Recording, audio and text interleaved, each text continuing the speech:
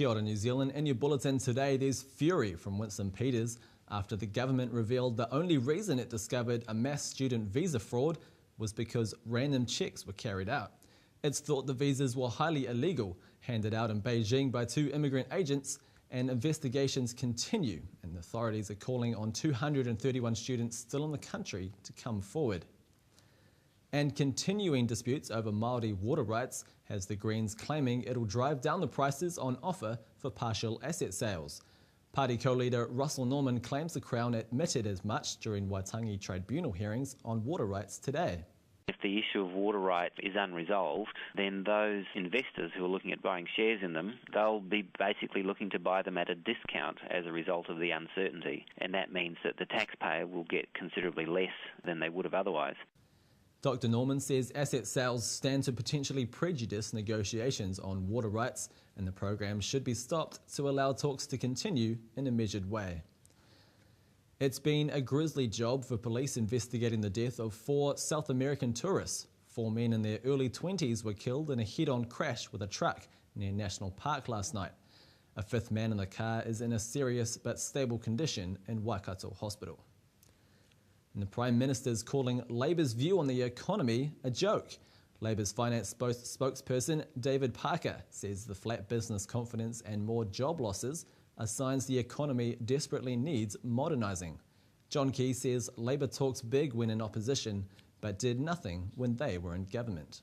Well, the Labour Party are a joke. I mean, in 2004, New Zealand went into recession when it came to exports. They did virtually nothing when it came to property taxes in this country and talked tough when they got into opposition. And it's likely to be the middle of next week before the Prime Minister and the Māori Party get time to talk about John Key's Waitangi Tribunal comments. John Key says he's confident the strong relationship between the parties will continue. He says he doesn't see any disparity between the positions held by co-leaders Peter Sharples and Tariana Turia. And 80 non-government organisations are joining together to urge the government to get it right for children in its upcoming white paper. UNICEF have said today they want the government to clearly identify who the country's vulnerable children are and construct an action plan for how they'll be helped. ECPAT Child Alert Director Alan Bell says we need to recognise that all children are vulnerable and it isn't just the government's responsibility. The situation really has got so serious that it's overwhelming the systems that are there. I think, with some solid movement and support by the community, we've got to bring the incidence level down. Police and firefighters are astounded by greedy metal thieves who have been stealing from fire safety systems. Firefighters were called out to a Central Hamilton shopping complex on Sunday and found metal fittings from the firefighting equipment had been removed. Checks since then have found another 25 similar thefts from fireboxes across the city, including some from Waikato Hospital. And people aren't looking after their teeth anymore, says the New Zealand Dental Association.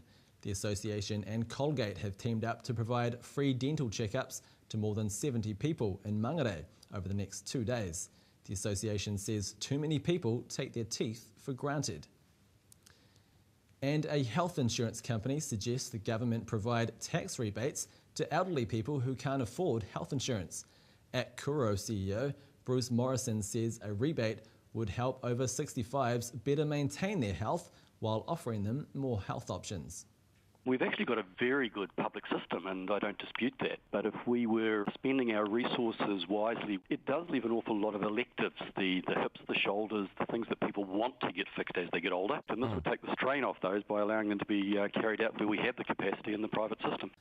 And a new institute is to be set up, which the government hopes will boost high-tech industries, as they'll spend $166 million setting it up over 4 years. It's called the Advanced Technology Institute, and it will help high-tech firms become more competitive by better connecting them with innovation expertise and facilities. And finally, Kim.com is set to ask US President Barack Obama to revive his mega upload website. It was shut down in January, and he's currently on bail awaiting an extradition hearing, which will take place in March next year.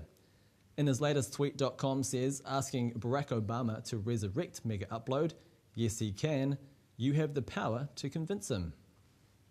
And that's all from me. Ka kite anō.